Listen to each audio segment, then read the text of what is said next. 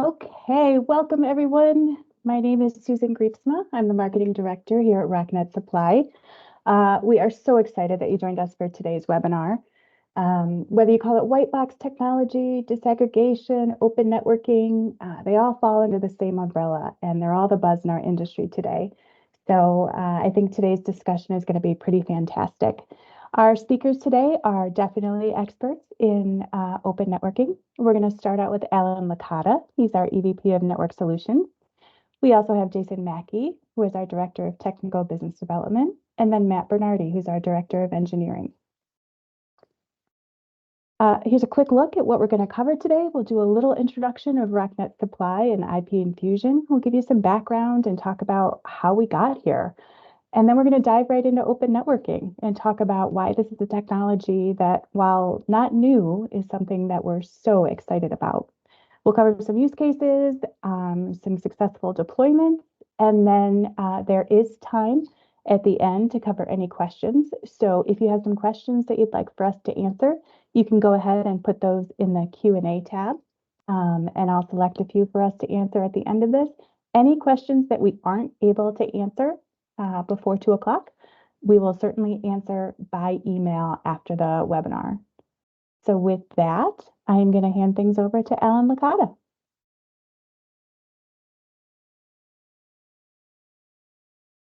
Awesome. Thanks, Susan. So I want to talk a little bit about RocNet, who we are, kind of where we've been, where we're going. And then we'll kind of move on to Matt and Jason. So RocNet's been in the industry for about 10 years. RocNet originally started by buying and selling equipment on the secondary market, and we built strong relationships with tier ones in US and Canada. And then as those customers were rolling off and moving to the latest technologies, they would send us their equipment. We would test it, bring it back here to Rochester and resell it to our customers. This allowed our customers to save money and shorten lead times.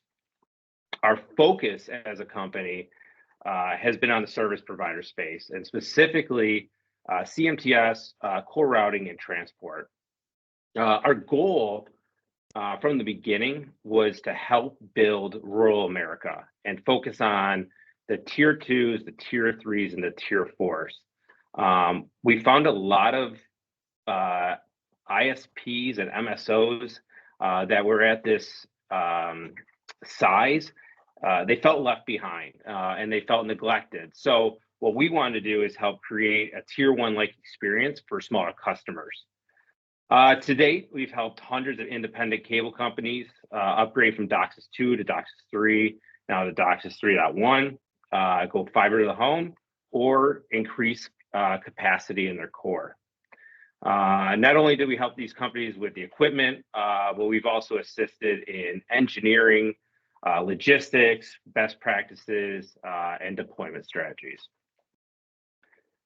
As our customers grew and evolved, RocNet has also grown and evolved as well. We started introducing new OEMs into our portfolio, such as DOCSIS 3.1, Remote PHY, different fiber to the home providers, and open networking / white box solutions like we're going to talk about today. We started building services out and the engineering side of the house at the same time. And Matt will talk more about that later in the presentation. We continue to evolve as a company and expand our portfolio based on our customers' needs. Our goal is to help our customers from core to door. And today we see ourselves not as a secondary market company, but as a total solutions provider. Susie, you can go next slide. All right, so this is where we are today. We have two main warehouses. We have one in Rochester and one in Reno. It was extremely important for us as we grew and evolved as a company to have two diverse locations. We wanted to have both a West Coast presence and an East Coast presence. Between the two spaces, we have about 80,000 square feet of warehouse, shipping, and logistics. And both locations have test labs. or as we call them, sandboxes for our customers. And these are environments in which our customers can log in and test equipment before we ship them to them. Matt will kind of dive a little deeper into that as well. Next slide. In addition to that, we have employees and engineers in 9 states in the US, also Argentina and Canada. So on this slide, this is essentially where we help today. As I mentioned in my first slide, our goal is to offer core-to-door solutions. So everything from the routers all the way to the customer's CPE devices. And we do this with a combination of next-gen technologies or green market hardware. So one of the ways we do that is if we have a customer that's looking to move to newer gen technology that they purchased from us, but at the same time they want to manage some of their legacy equipment, we can help supply them spares or secondary market equipment to lower that that investment. And not only do we sell the equipment for both new and used, but we support and also deploy the equipment as well for our customers. And we do that with the help of our engineering and managed services teams. Matt and Jason will both dive into that more as well. Go ahead, Susan. So from a solutions and services side, this is how we see, this is kind of where we help. For a new solution, it would be top to bottom. And then for secondary market solutions, it might be, from installation down. But these are how we see the sales process. So, in any project that we do, we try to do everything from A to Z. So if we're selling a customer equipment and they're ripping out old equipment, we can help with the asset management and the consignment side. If we're doing new equipment only, we can help with engineering, integration, testing. And Matt's going to kind of dig into these and talk about how our engineering services can really help. Go ahead, Susan. All right, so really, how did we get here for the white box? So about 5 years ago, customers started asking and looking at going 100 gig in their networks. The cost of going 100 gig was expensive, and there wasn't a good solution for dense 100 gig cards for the bigger OEMs. Along with the expense, there was the antiquated licensing and support models, and the cost of upgrading those boxes sometimes when you went to 100 gig, required you to change out power, fans, RSPs, or, the routing engine, stuff like that. In addition, when you went with higher capacity cards, you saw an increase in power and cooling. So all these rising costs made us start looking for different solutions for our customers. And in talking to our customers on a daily basis, the feedback that we were getting across the board is customers want something that can handle multiple 100 gig or 400 gig, has a lower CapEx or lower OpEx, and has an easy to understand licensing and support model. In our opinion, the solution was open networking and white box routing, which Jason Mackey will now talk about.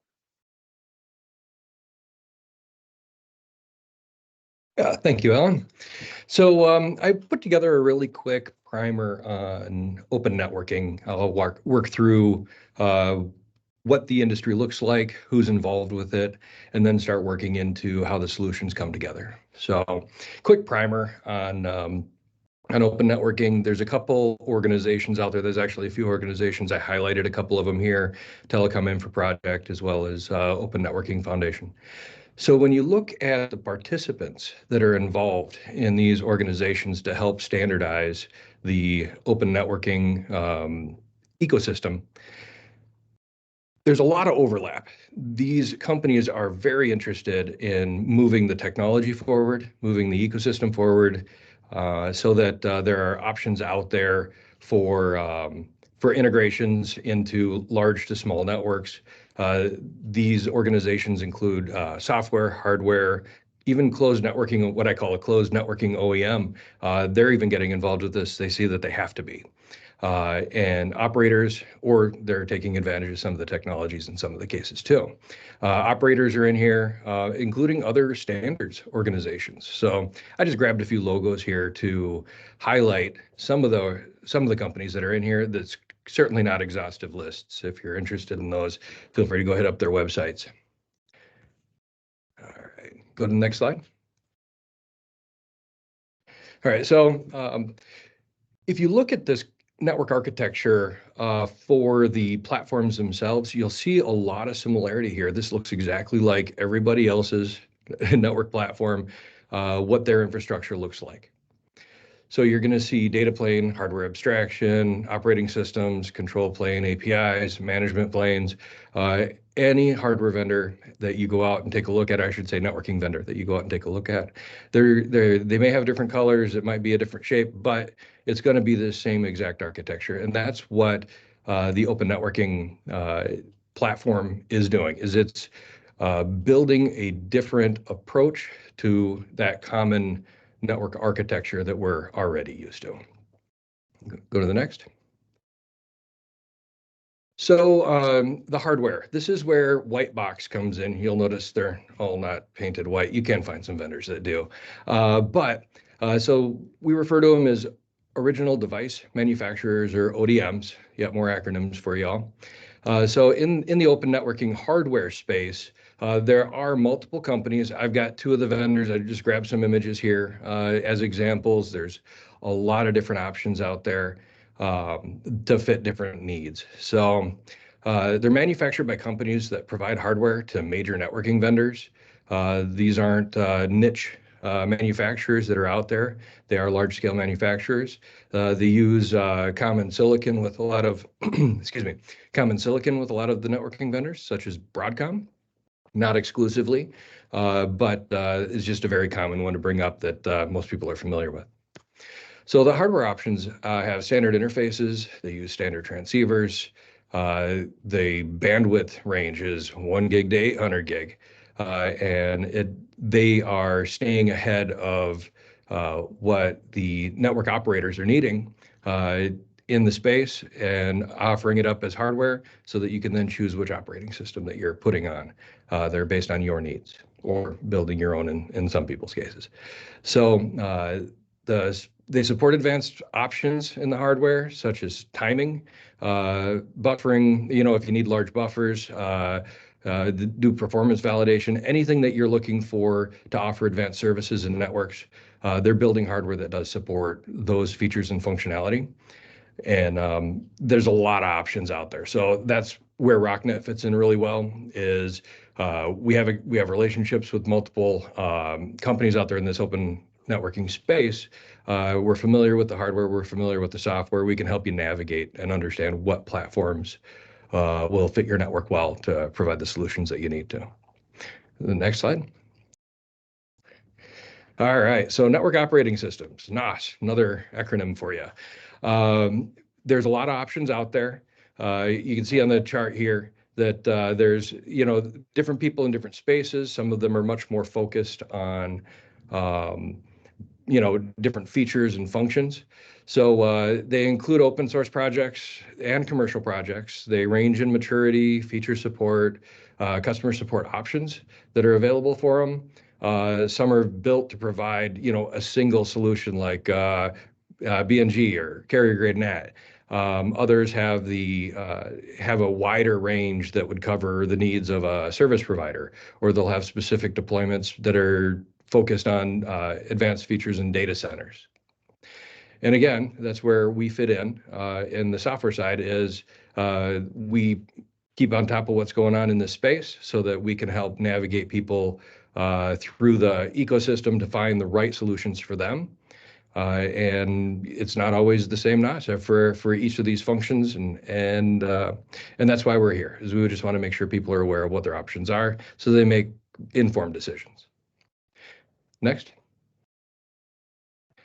All right, so this is where the joy of open networking comes in, is if you figure out what features that you need, and then figure out what type of operational experience that you want to have with the platforms, will help you navigate, find what you need to do, whether it's routed optical peering. I put some examples of some of the features you'd be looking for in each of these platform positionings, if you want to call it that. So there's a lot of, like the hardware slide, that was just a subset of the hardware. There's a lot of options so that right fitting hardware and right fitting software is an option in open networking. And it doesn't necessarily mean that you have to leave your operating system vendor so that you have a very consistent operational experience. So, as you're looking for a solution, whether it's, aggregation boxes, you got to do broadband network gateways, or if you just need a real scalable, high throughput core, we can help match up the right solution so that you get the most benefit out of it. Next slide. All right, so this one here, I use IP Infusion as an example for what they have as guides to be able to find the right hardware and find the right software to fit each need. You don't need the same feature set on every single box in your network.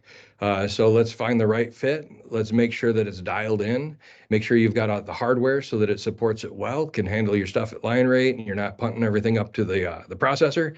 And then you got the feature sets that you need. So there's a lot of options out there. When you look at that compatibility chart, it's huge, and that's cool. That's what we're here for, is to help navigate that. So again, we're the options that you have available to you when you're using open networking, you can go far beyond what you could do with a single monolithic provider, where they only have one operating system per hardware type.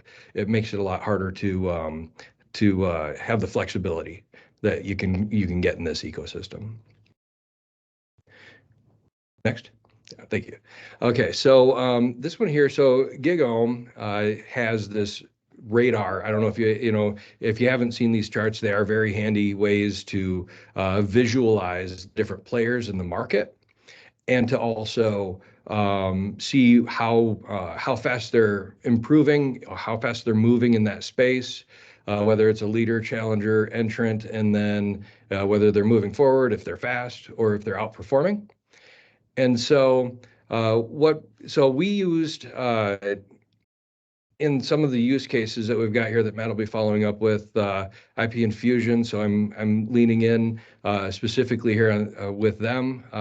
One of the reasons we're doing that is we were their North America Solution Provider Partner of the Year because of the traction that we've gotten within the service provider space and our ability to help those customers launch successfully into the open networking solutions that they've got. So a little bit about IP Infusion is and why we've partnered with them very successfully is their platform, their software supports a broad range of protocols, broad range of hardware. They fit multiple topologies. They're not trying to make your network look like what they want. They build an operating system that is designed to be flexible and operate your network well based on your needs. They've been around a long time. They're a very mature company, been around for over 25 years in the industry. If you run a network right now, it's quite possible that some of their code is already running in your infrastructure. They just wrote it for some of the other OEMs that are out there, which is really cool. So what you're working with when you go to an IP Infusion, their NOS, is you're working with proven code on proven hardware, and it does work very well, and it does like I said, is very flexible. So they support a lot of protocols that a lot of, if you're a network operator, are already using, including advanced protocols. I'm not going to dig into it. Matt's going to jump into that in a little bit. The other reason that we really like them in a partner relationship is they offer really good commercial support, which is important to a lot of our customers. Next. All right, licensing. I love to talk about this part of it. As the industry has moved towards licensing absolutely everything on the hardware or on their networking platforms, you get a box with 48 ports, but you can only use 12 of them because you haven't paid for the licensing for the rest of the ports. That's not a concept here. They don't offer hardware licensing or port licensing. It's you put the license on the box based on the feature set that you need, and then the hardware resources are all available to you. You don't have the restrictive per port licensing that we're starting to see be pretty common in the industry. So this has been a very popular conversation with operators. Most of them are very annoyed with having to have, you could have a dozen licenses associated with one box just based on what you wanted to do with it for both the software feature set and then the hardware. This really simplifies it. You got a license, it supports a certain feature set, and that's it. You're good to go. So the other thing that's really nice about this ecosystem is your total cost of ownership is typically much lower. So the customers that we have deployed successfully with open networking have realized very significant reductions in CapEx and OpEx. And there's a few reasons on the OpEx, that go beyond just your licensing and your support going down the road. Having a unified operating system is really cool. Makes it a lot easier to operate the network. And also, we're seeing very favorable lead times because you can have more than one hardware vendor and still have the same software. It gives you a lot more flexibility on where you're sourcing the hardware that you're using to fulfill the need that you have for that function on the network, and it really pushes down your lead time so that you can deploy faster. Next.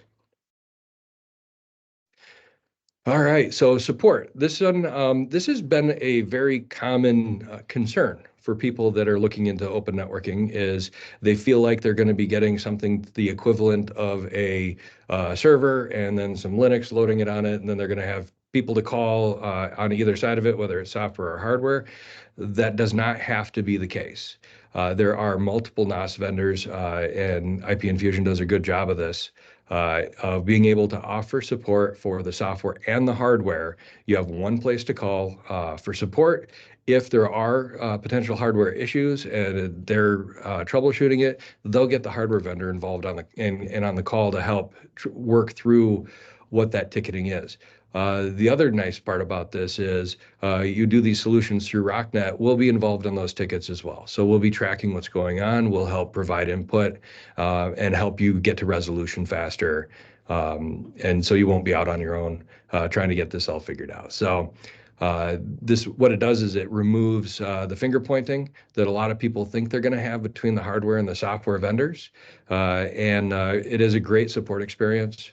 And it's like I said, you include us. You can include us on the tickets, and we can help you troubleshoot and figure out what's going on. And so, since we have some experience already in the space, a lot of times we can help you find resolution as well if you reach out to us. So, all right, with that, I'm going to transition over to Matt, where he's going to talk about some what he's seeing for trends, or what we're seeing for trends and use cases in open networking. All right, thanks, Jason. So hello, everybody. My name is Matt Bernardi. I'm Director of Engineering here at RocNet. Again, thank you to Jason for getting us up to speed on the benefits of open networking. And thanks to Alan for the RocNet overview. So I'll be taking you through some of the current industry trends that we hear from customers, some example use cases, some success stories that we've had, and then how RocNet can help you with the journey into the open networking world. So first, for the industry trends, what are we hearing from customers? This is a kind of a small list of the more popular feature requests that we hear. when we're discussing a new network topology, network refreshes, or just generally upgrading.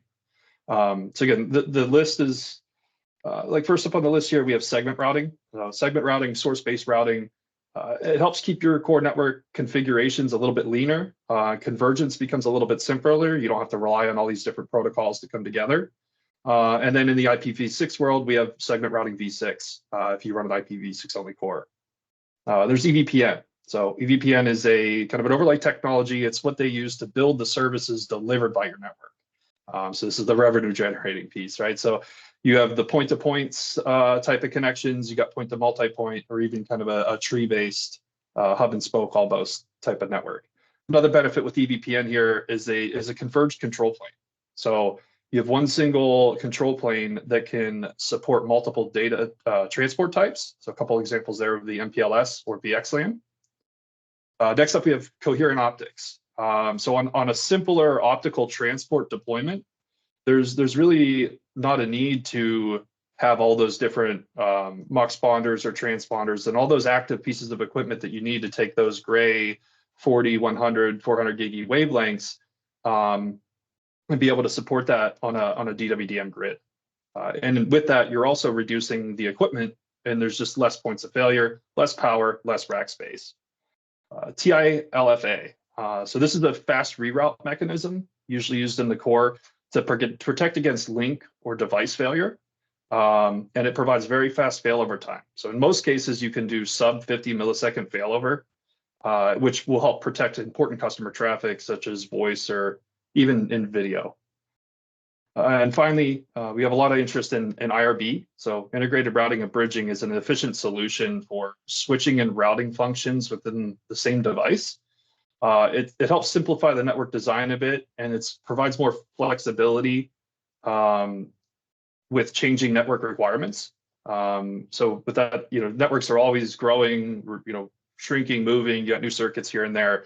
So using IRB, you can help reduce the complexity. Any subnet kind of lives anywhere. Moving devices around, it just becomes so much easier when we're talking about on IRBs. So none of these are necessarily open networking specific protocols or features. These are all supported by the all the top routing vendors that we have out there. But I wanted to highlight these because by using open networking NOSes and IP Infusions, OCNOS being one of those, you can gain all of the same technologies and feature sets that all the other platforms are using, but with all the benefits that we've discussed and some of the more or other benefits that I'll be discussing in a couple slides. Next slide, please. All right, so some use cases. Again, this is a small list. It certainly can be more than this, but these are kind of some of the highlights, some of the more popular ones that we see. So aggregation.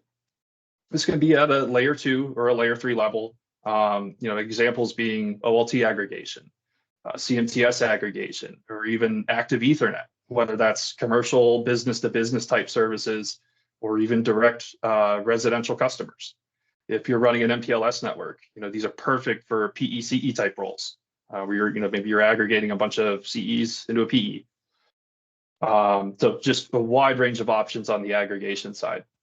Next up be peering in transit. So Jason earlier mentioned that some of these platforms you can get the large route scales that you would need. Again, it's hardware dependent, and then it's a really nice use case then for peering in transit, because you get the port density to connect to all the upstream peers, providers, IXs, partners, and then you get the fib size to handle all those routes. And with the smaller form factor than some of the traditional types of deployments, and some of the data centers will even charge per rack unit. You can help keep costs down without sacrificing any sort of scaling limitations on other platforms. The next up would be a metro ring. So again, these are using smaller form factor devices, temperature hardened devices. Typically, we will call them CSRs or cell site routers. They work really, really well in the metro ring. Usually, they always come with the advanced timing support, carrier Ethernet functions for ring topologies, G8032, ERPS, and then there's all kinds of CFM features. So if you wanted to do performance monitoring, you can do, the connectivity fault management. So those are all going to be features that you'll find in any of the CSR platforms. And then finally, kind of an extension on the Metro Ring almost would be a SIN. If anybody's familiar with DOCSIS or if you use it, I'm sure you've heard of this term, but for anybody that hasn't heard this, SIN is the Converged Interconnect Network. And it's really just a term that refers to the network between your fiber nodes and a CCAP core in a DOCSIS environment. So it's kind of DOCSIS specific. But the advantage here is the legacy way of making cable internet happen was you had to have special devices in the head end, specialized RF transmitters, receivers, transport gear. With Remote PHY, the connection between your node and your core is all standard Ethernet. So whether you're using basic layer 2 switching, you layer 3 routing, or some sort of an overlay MPLS solution, these are all of these use cases are perfect for a white box for open network device. Next will be middle mile transport.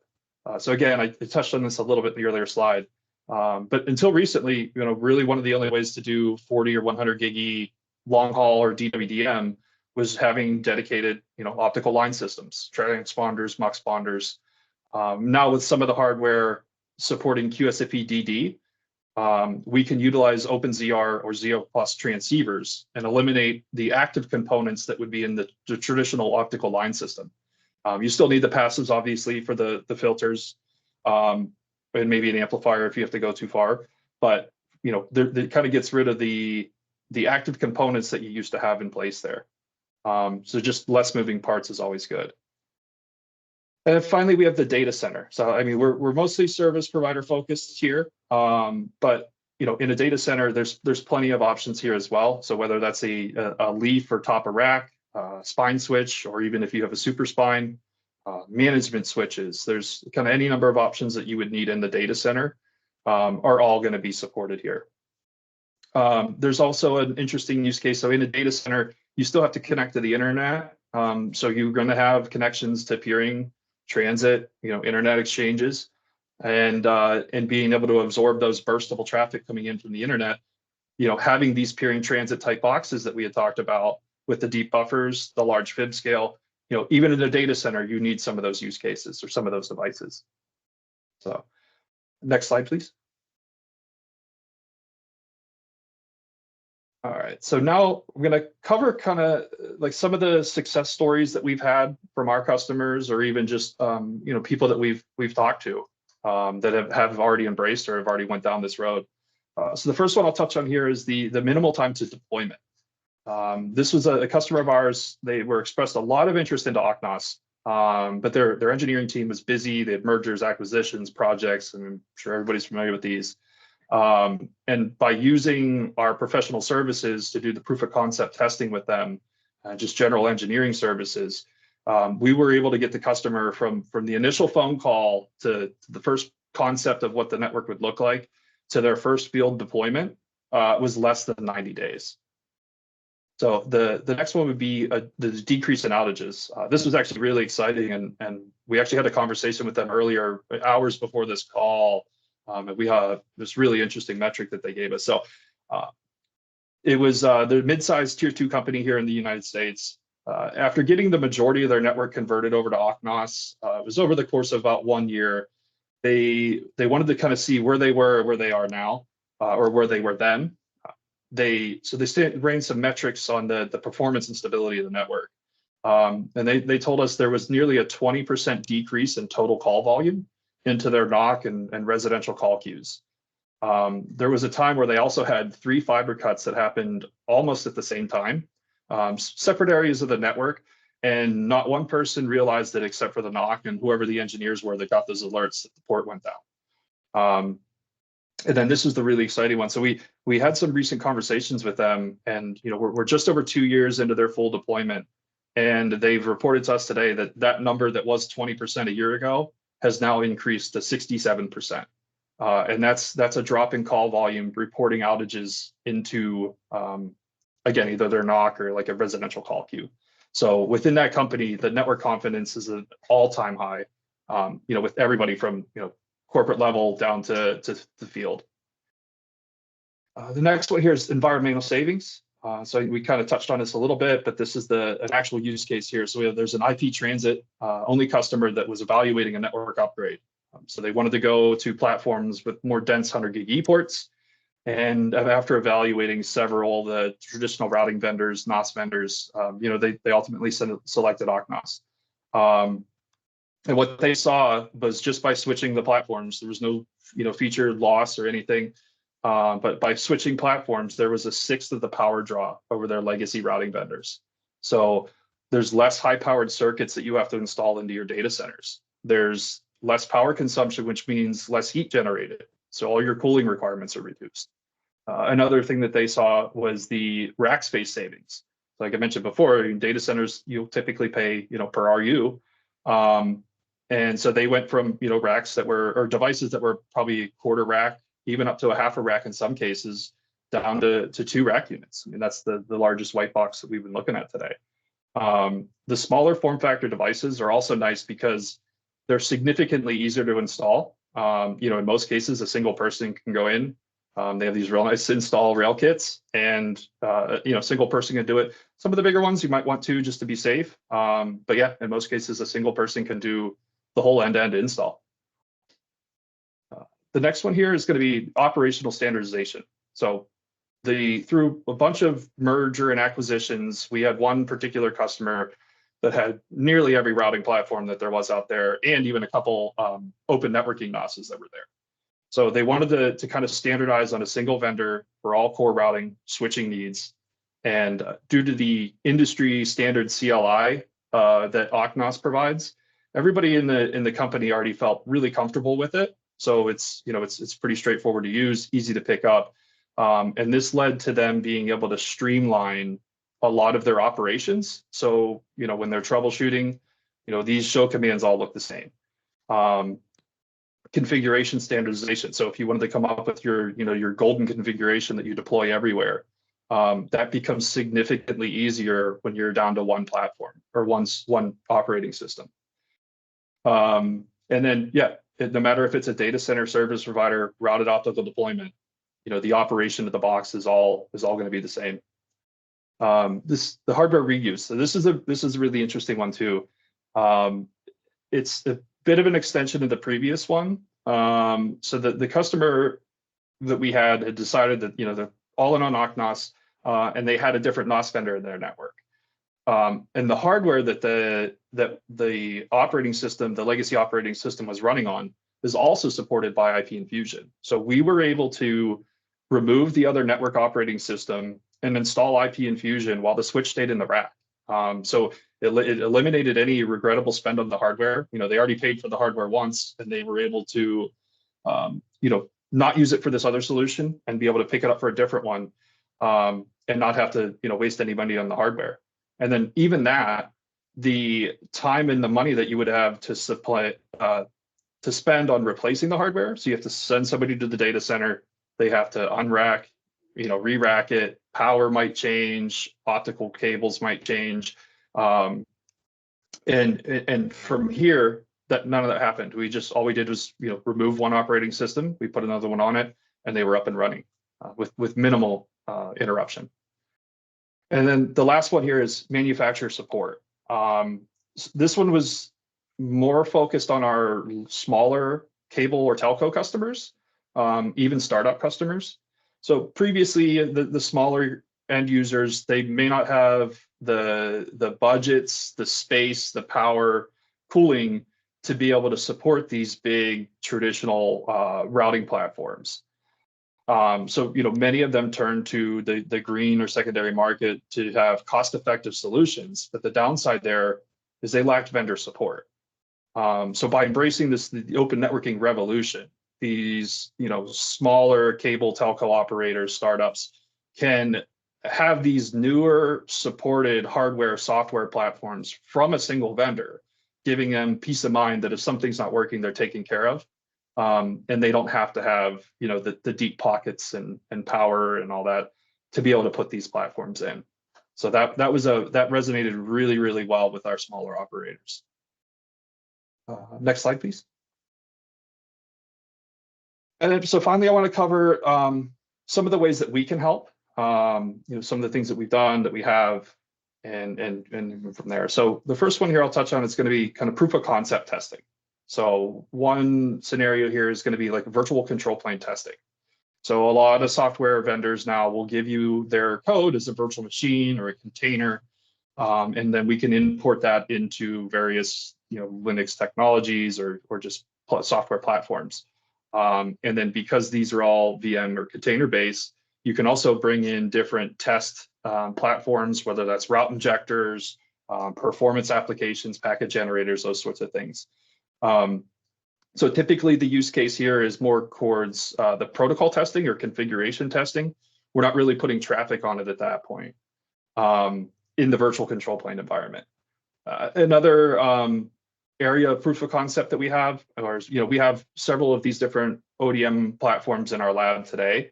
So if we needed to be able to test performance, scaling, throughput, QoS in real hardware, we have those platforms to be able to do that. And we also have the test equipment to do it. So we have packet generators that will work from anywhere at 1 gig all the way to 100 gig at line rate. And we can craft any type of traffic that we want, whether it's IP, MPLS, Ethernet, valid or not. If you wanted to see what happens when you change the checksum of a packet, we're able to push all that through. So that's kind of the overview of the proof of concept testing that we can have. And then leading into that is going to be interoperability testing. Because Alan, like he had mentioned at the top here, the company really got started with the green market or the secondary market hardware. And we don't ship anything out of our lab that we can't test. So with that, we have over 30 platforms ranging from long haul transport, core, regional routing platforms, and nearly every type of access technology that's out there. So we're able to utilize that hardware that we use from all the other, large vendors, and we can actually stand up what your network would look like, between all these different platforms. If there's a specific product to use from vendor A, we can bring IP Infusion in, connect it to our vendor A device, and run these specific protocol testing or interop testing against all the platforms that you would have in your network. Another one that we can do here, staging kitting. So these are mostly custom tailored to fit the customer requirements. So an example would be if your engineering team is centrally located, but your hardware is going to be deployed, regionally, maybe across the US. And those remote sites aren't managed by engineers. You have to have a way to do remote access. That's not always perfect. So what we can do is we can include all of the accessories that you would need to get this off the ground, with minimal input from anybody else. Really, it's just getting it in the rack. So those can be rack elevation diagrams, optical transceivers, fiber jumpers, and if configuration provided, let's say, if there's a specific config that you want on the box before it ships, we can certainly help with that. So we can do all of those services, or down to as simple as possible as just, all I want is a single IP address so I can log into it when it's powered up. You already have an optics vendor, you already have jumpers, you have any other accessories you need. You just want it to be reachable. So anywhere in between there, those are things that we can help with. And then finally, kind of best practice in design. These are mostly interchangeable, I guess, or they're kind of one and the same. But some examples here of like if there's a feature that you're looking to implement, we could already have a deployment. Maybe we found some of the challenges when deploying it, and we can discuss those with you, work with you on, this is what you have today, this is where you need to be, and here's how we get there. So even configuration examples, what's the proper way to secure our box? I mean, nobody wants to leave it wide open to the internet. So, we can give you the best practice. Here's kind of the starting point. So you're able to lock your boxes down and secure them. Best practice on protocols, logging, interfaces, anything like that. And like I said, even design recommendations, whether that's topology, what happens if I put this circuit in over here, or even protocol testing. If I move from single area to multi-area SPF, what does that look like? So that's kind of just a small list. I mean, it covers the bulk of what we do. It is a small list. So if there's, any additional features or things that you are interested in, just feel free to reach out, and we'll be able to help you out with that. I guess with that, that's the end of my portion of the slide. So thank you. Art, perfect. Thank you so much to Alan, Jason, and Matt for sharing your insights on open networking. If any of you have questions for our speakers, you can go ahead and put them in the Q&A box. We do have a couple questions that have come in so far, and I'll let you guys decide which of you want to field them. How does open networking work with other vendors like Juniper or Cisco?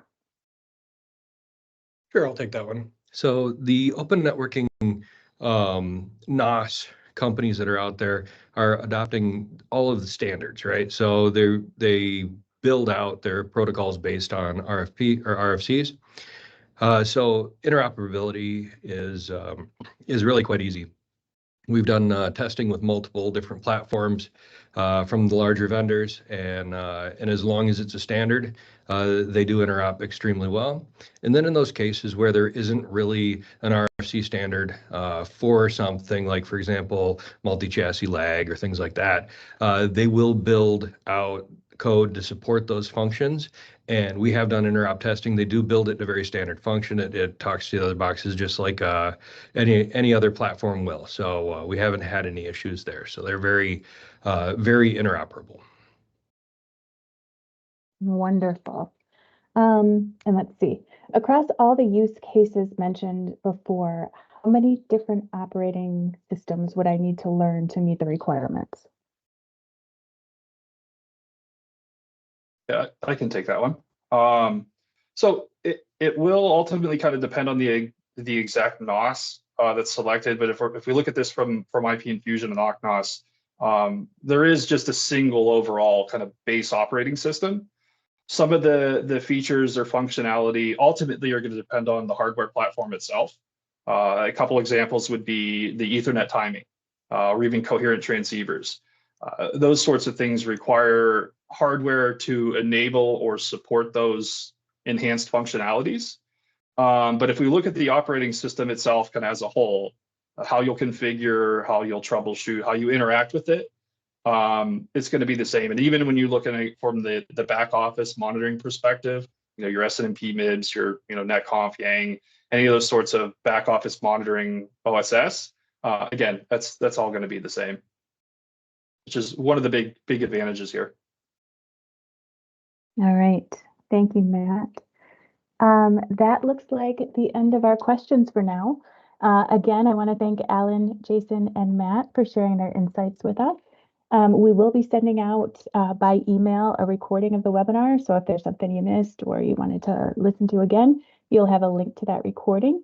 And again, please reach out to us at any time, sales@rocnetsupply.com, and check us out on LinkedIn. And we hope you have a great rest of your day. Thanks, everyone. Thanks, everyone. Yes, thank you.